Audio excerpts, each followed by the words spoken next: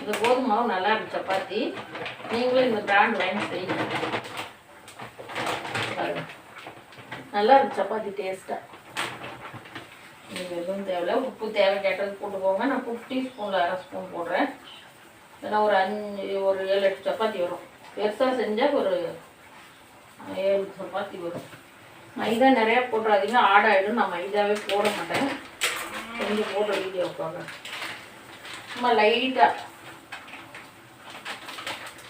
ஒரு 2 ஸ்பூன் போடுங்க. மைதா போதும். ஒரு 10 சப்பாத்திக்கு பெரிய ஸ்பூனில் 2 ஸ்பூனு போட்டாச்சு.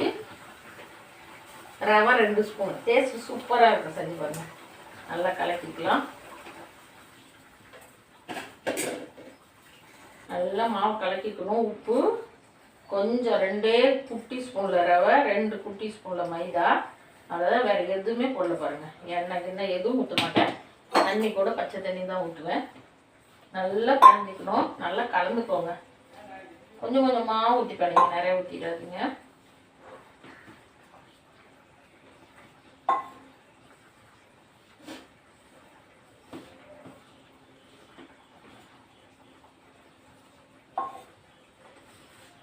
அவ்வளோதான் போதும். ஒரே செகண்டு தான் சப்பாத்தி செஞ்சிடுவேன். இப்படி அழுத்தி பனைஞ்சிக்கணும். நான் எங்கள் மேலே காலையில் எந்திரிச்சோன்னே சோப்பு போட்டு கழுவிடுவோம். நல்லாயிருக்கும். நம்ம எப்பயும் இதில் தான் செஞ்சுக்குவோம் சப்பாத்தி. காலையில் எந்திரிச்சு அடுத்துட்டெல்லாம் தொடச்சிட்டு இந்த லைன் வரைக்கும் சோப்பு தூள் போட்டு கழுவி எடுத்துருவோம். ஏன்னா நம்ம குட்டீஸுங்கெல்லாம் மேலே ஏறுவாங்க. சிம்பா குட்டீஸ். அதான் பனைஞ்சாச்சு. நல்லா அடித்து நல்லா கையில் இப்படி பனைஞ்சிடணும். இந்த உள்ளங்கை இப்படி அழுத்தி இப்படி கை மடக்கி. அவ்வளோதான். இப்போ இந்த குருமா இறக்கிட்டு சப்பாத்தி செய்யலாம். பாருங்கம்மா, ஒரே சட்டியில் ரெடி. எண்ணெய் எல்லாம் செய்கிறோம் பாருங்கள். எண்ணெய் தான் நம்ம கல் கழுவுனாலும் கொஞ்சம் இவ்வளோ பெருசு மாவு எடுத்துக்கோங்க.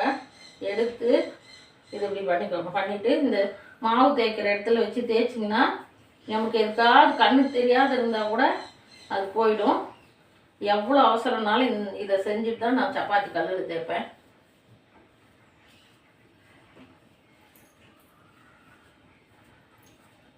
அந்த காலத்தில் கிச்சன் மாடியில் மேலே இருந்தோம். அந்த மேலே வீடு சூப்பராக இருக்கும். எனக்கு கால் வலி வந்ததுனால கீழே இருக்கிறவங்க காலி பண்ண சொல்லிட்டு கீழே வந்துட்டோம். இந்த வீட்டில் ஒருத்தர் ஐயர் வீடு இருந்தாங்க. ஒரு 8 வருஷம் இருந்தாங்க. அப்புறம் இன்னொருத்தர் வந்து ஒரு 4 வருஷம் இருந்தாங்க. அதனால் இந்த கிச்சனே மாற்றலை, அப்படியே விட்டுட்டோம். இப்படி செஞ்சு எடுத்துட்டிங்கன்னா ஏதாவது நம்ம கண்ணுக்கு தெரியாத ஒரு பலபலன்னு ஆயிடுச்சு. அவ்வளோதான். இவரை தூக்கி அப்படி போட வேண்டியது தான். இப்போ இவரை வச்சு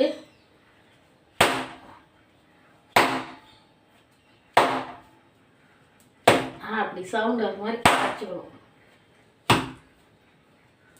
அப்போதான் இந்த சப்பாத்தி சாப்பிட்டா எண்ணெய் இல்லாத மாவுக்கும் எண்ணெய் ஊற்றல. நான் கல்லில் வீக்கும் எண்ணெய் ஊற்ற மாட்டேன். அவ்வளோதான். போட்டுங்களா போதி பாப்பாவுக்கு மட்டும் செஞ்சு கொடுத்துறேன். அவசரம். அம்மா டைம் என்ன பாருமா. சாதம் போட்டு சாப்பிடுமா.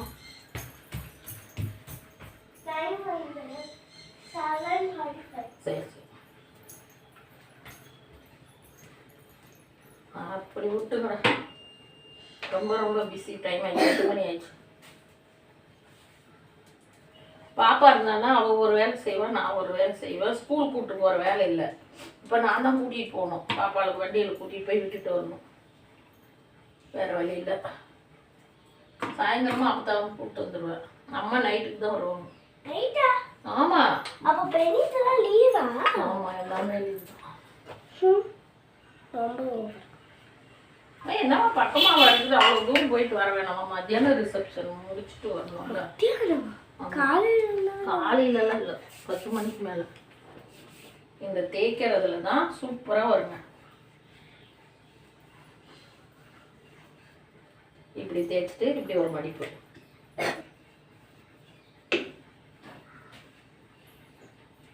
இது இப்படி ஒரு மடிப்பு. அவ்வளோதான். நாளாக மடித்து போட்டு தேய்க்க வேண்டியதுதான். இதுக்கு தொடரும் பாருங்க எண்ணெய். அதோட சரி கல்லுலலாம் எண்ணெய் ஊற்ற மாட்டேன். இந்த கல் ஒட்டாத இருக்கிறதுனால இந்த எண்ணெய் நல்லா திருப்பி போட்டு நமக்கு என்ன சைஸ் வேணுமோ நல்லா மெல்லிசாக தேய்ச்சிக்கோங்க. ரொம்ப மெல்லிசாக தேய்க்காது. அடியில் வர கல்லுக்கு எண்ணெய் போடாதீங்க. டைம் ஆயிடுச்சு பாப்பாங்க.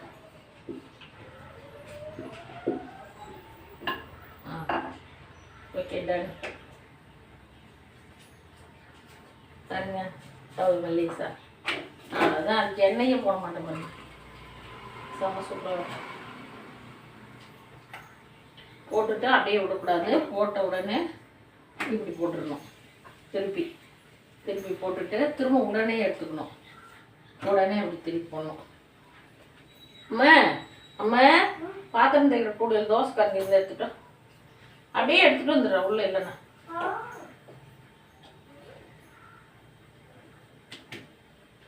இது வந்து இப்படி சொல்லட்டணும். கையில் சொல்லிட்டாதீங்க, சூடு. தோசை கரண்டியில் சொல்லிட்டு அப்படி சொல்லிட்டீங்கன்னா பாருங்க, அப்படியே புசு புசுன்னு பூரி மாதிரி வரும். பாருங்க வருது பாருங்க. இங்கே இருக்கு வாடா வச்சு இப்படி சொல்லணும். எண்ணெய் போடல பாருங்க. அப்படியே நீங்கள் இப்படி நம்ம அது பிச்சு சாப்பிடக்குள்ள அந்த மடிப்பு வந்து சூப்பராக புரோட்டா மாதிரி வரும். எடுத்துக்கோங்க எடுத்து குருமாவுக்கு தனியாக சூப்பராக சப்பாத்தி எடுத்தீங்களா பாருங்க. அது எப்படி புசு புசு புசு புசுன்னு இப்படி சொல்லட்டுனீங்கன்னா தான் எண்ணெய் இல்லாத பாருங்க. கொஞ்சம் கூட எண்ணெயே ஊற்றல் பார்க்குறீங்களா? சப்பாத்தி ரெடியா? அடுத்து தேய்ச்சிக்கோ. இந்த கல்லில் ஒட்டாத இருக்குதா அந்த எண்ணெய் கூட. ஆனால் மடித்து போடுங்க. 4 மடிப்பு மடிக்கணும். நீள நீளமாக இப்படி ஒரு மடிப்பு, அப்படி ஒரு மடிப்பு.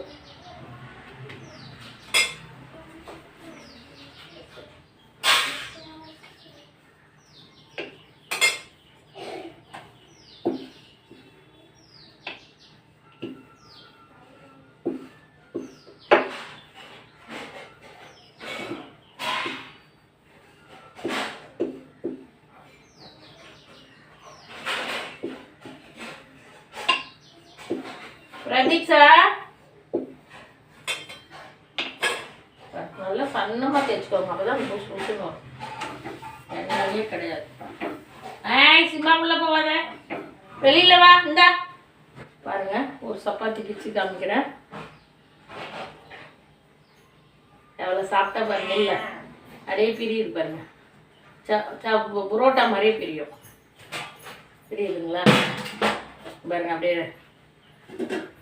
லேயர் லேயராக பிரியுது பாருங்க. உள்ள எத்தனை இருக்குது பாருங்க. நம்ம மடித்த மடிப்பெல்லாம் அப்படியே சூப்பராக இருக்குங்களா? இது மாதிரி செஞ்சு பாருங்க. ஒரே செகண்ட் பார்த்தீங்களா? எதுவுமே நீங்கள் போட தேவையில்லை. இங்கே பாருங்க, அப்படியே லேயர் லேயராக பிரியுது பாருங்க. உள்ள அப்படியே புரோட்டா மாதிரியே வரும் நம்ம மடித்த மடிப்பெல்லாம். சூப்பருங்களா?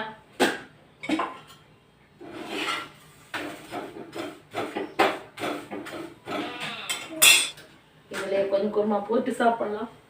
இதே மாதிரி சப்பாத்தி பட்டர் வச்சு சாப்பிட்டு பாருங்கள். டேஸ்ட்டு லெவலே வேணும். இன்னும் 2 சப்பாத்தி அதிகமாக சாப்பிட்லான்னு தோணும். சாப்பிட்டுட்டே இருக்கலாம்னு தோணும். ஆயில் இல்லாத சப்பாத்தி பன்னீர் குருமா செமையா. சும்மா ஒரே ஒரு வாய் வச்சு சாப்பிட்றேன். ஏன்னா அதை பிரிச்சுட்டு அதை ஸ்பூன் கொடுக்க முடியாது.